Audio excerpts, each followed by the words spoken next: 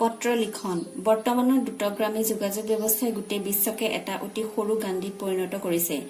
আধুনিক তথ্য প্ৰযুক্তিয়ে খবৰ দিবলৈ যোগাযোগ কৰিবৰ বাবে মোবাইল ফোন, ইণ্টাৰনেট, টেলিফোন আদি উদ্ভাৱন কৰাৰ লগে শ্ৰম তথা সময় দুয়োটাৰে ৰাহি কৰিছে। অতি পুৰণি দিনত পাৰৰ পাখিত গাঁঠি দিয়াৰ পৰা আৰম্ভ কৰি দূতৰ জৰিয়তে বাৰ্তা প্ৰেৰণ কৰাৰ বাবে কাগজত লিখি পঠিওৱাৰ ব্যৱস্থাৰ কথা আমি সকলোৱে জানো। বিভিন্ন দূৰ সংযোগী যন্ত্ৰ উদ্ভাৱনৰ পাছতো কিন্তু চিঠি পত্ৰৰ আদান প্ৰদান একেবাৰে কমি যোৱা নাই। বাতৰি কাকতৰ সম্পাদকলৈ বিভিন্ন বিষয়ৰ ওপৰত আলোকপাত কৰি বিভাগীয় কৰ্তৃপক্ষলৈ আত্মীয় স্বজন বন্ধু বান্ধৱীলৈ পত্ৰ প্ৰেৰণৰ ব্যৱস্থা আজিও আছে। এই পাঠত বিভিন্ন পত্ৰৰ লিখন আৰ্হিৰ বিষয়ে আলোচনা কৰিম। উদ্দেশ্য এই পাঠ পঢ়ি তুমি জানিবলৈ সক্ষম হবা।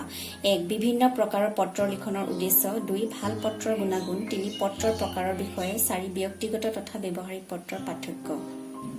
5. পত্ৰৰ বিভিন্ন ভাগৰ বিষয়ে। 6. কাৰ্যালয় সম্পৰ্কীয় পত্ৰ স্বৰূপৰ আধাৰত বিভিন্ন প্ৰকাৰৰ পত্ৰ লিখিবলৈ পত্ৰ লিখাৰ প্ৰয়োজনীয়তা। মনৰ ভাৱ তথা বিচাৰৰ আদান প্ৰদানৰ সুন্দৰ তথা শক্তিশালী মাধ্যম হ'ল পত্ৰ লেখন।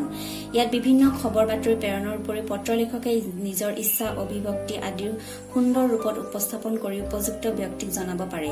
এখন পত্ৰই পত্ৰ লেখকৰ ভাৱাৰ্থ তথা মনোবৃত্তিক পঢ়ুৱৈজনৰ আগত ফুটাই তোলে। পত্ৰ লেখনৰ এই সুন্দৰ কলা আমাৰ জীৱনৰ বিভিন্ন স্তৰত জড়িত হৈ আছে। বাল্যকালৰ পত্ৰই বহন কৰা ভাবুক প্ৰদান ধাৰাই প্ৰাপ্তবয়স্ক অৱস্থাত বিচাৰি বুদ্ধিত পূৰ্ণতা লাভ কৰে। কিন্তু যি পত্ৰৰ লিখনি তথা ভাৱাদৰ্শই আমাৰ অন্তঃস্পৰ্শ কৰি যায় তেনে পত্ৰকে আমি ভাল পত্ৰ বুলিব পাৰো।